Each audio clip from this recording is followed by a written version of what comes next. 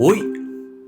I just tried making my own plush design, and let me tell you, it's way harder than it looks. Honestly, making plushes is an entire job by itself.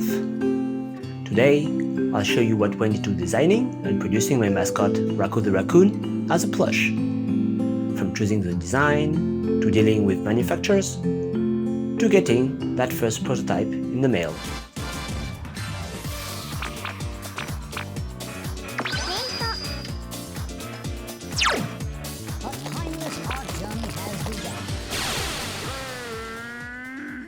So first things first, the design.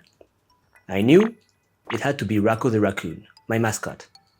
But here's the problem, Raccoon changes design almost every season. So I had to gather all the different versions and finally commit to just one. Look at them. Which one do you think is the best? It wasn't easy to pick, because once you lock it in, that will be the version that's going to exist in the real world. Once I picked the final design, I had to draw Raccoon from every angle. Front, side, back. And like illustration, plush design has real constraints. Shapes, seams, proportions. You can't be chaotic and overly complex. Simpler shapes usually work better and translate more cleanly into a soft toy. After that, I went looking for a manufacturer.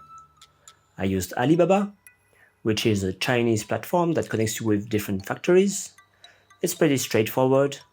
You ask for a quote, compare options, and most importantly, check the ratings and comments. Reviews are usually reliable. I found one with solid feedback and a minimum order quantity that worked for me, about 50 units. Prototyping cost around €100, and each plush would cost about €10. That was manageable for my small business. And this is where it got tricky. The factory sends you work in progress photos, and you can request changes.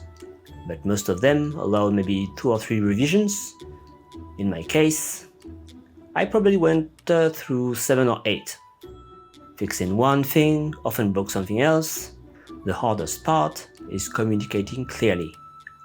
They did eventually send me a physical prototype, which helped, but I realized how difficult it is to spot exactly what feels off. That's why I asked friends and followers for feedback. Another surprising tough step was picking the fur. The manufacturer sent a catalog of fabric samples, usually just photos. You need to imagine how it will look and feel on the plush, which is really hard without prior experience.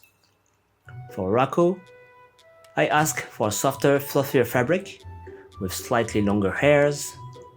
The first version felt very stiff, and I also gave feedback like make the arm longer, give the eye a glossy finish instead of matte, make the eyebrows stitched differently, adjust the proportions so the head doesn't look too small.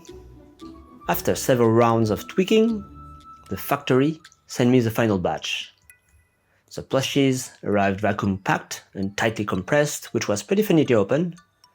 And just like that, I became the proud master of the Raccoon Plush army. I take them with me to conventions, events, and even while traveling. They're always a hit. So yeah, that was my first adventure into plush making. It's honestly a lot more work than I expected. It took me several months to get my hands on the final delivery, but also super rewarding to see your character turn into something you can hug, sell, and share with others. If you're thinking of making your own, I hope this gives you a good idea of what to expect. Thanks for watching, and say hi to Raccoon if you see him at my booth. Bye!